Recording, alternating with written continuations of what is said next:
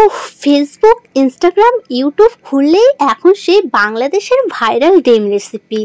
তো আমিও ভাবলাম এই রেসিপিটা আজ আমি আমার বাড়িতে ট্রাই করি আর তোমাদের সাথে শেয়ার করি।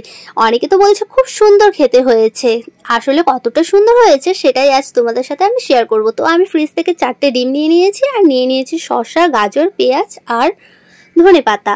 সেটাকে আমি ভালো করে কেটে নেব আর এদিকে আমি 4টে ডিম সিদ্ধ করতে বসিয়ে দিয়েছি। তোমরা দেখতে পাচ্ছ আমার কাটাও কমপ্লিট হয়ে গেছে আর এদিকে ডিমটাও সেদ্ধ করা হয়ে গেছে। এবার আমি ভালো করে খোসাগুলো ছাড়িয়ে নেব। আর তোমরা চেষ্টা করবে যত পারবে তত ঝিরিঝিরি করে কাটার। যত ঝিরিঝিরি করে কাটবে তত সুন্দর হবে খেতে আর স্বাদটাও ঠিক ততটা বাড়বে। তারপর আমি লঙ্কা পুড়িয়ে দিয়ে দিয়েছি আর দিয়ে দিয়েছি কাসুন, টমেটো সস, চিলি সস আর তেঁতুলের চাটনি। সেই দোকানের যে তেঁতুলের চাটনিগুলো বিক্রি করে 1 টাকা দামের প্যাকেট, আমি সেই প্যাকেট কিনে নিয়ে এসেছিলাম। এই যে তেঁতুলের চাটনিটা আমি অ্যাড করে দিলাম। তারপরে অনেকে লেবুর রস চাইলে লেবুর রসটা অ্যাড করতে পারো, আমি লেবুর রস অ্যাড করিনি। তারপরে এবার সেটাকে আমি ভালো করে চটকে চটকে মেখে নেব। এর মধ্যে দিয়ে দেবো তারপরে স্বাদ মতো লবণ আর চিনি। তারপর আবার একটু মেখে নেব।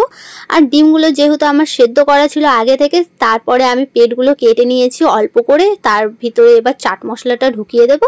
আর বেশি কিন্তু কাটা যাবে না, বেশি কাটা গেলে কিন্তু সব মশলা বেরিয়ে যাবে আর মশলাগুলো পড়ে যাবে। তো তোমরা দেখতেই পাচ্ছ। আর ডেকোরেশনের জন্য আমি দিয়ে দিয়েছি তেঁতুলের চাটনি আর ধনেপাতা। তো তোমরা দেখতেই পাচ্ছ, দেখতেই কত সুন্দর হয়েছে, তাহলে খেতে কত সুন্দর হবে তোমরা আমার রিয়াকশন দেখেই বুঝতে পারছো। খুবই সুন্দর হয়েছে গাইস, তোমরা বাড়িতে ট্রাই করতে পারো, অনেক অনেক অনেক ভালো লাগবে। আজকের মতো বাই।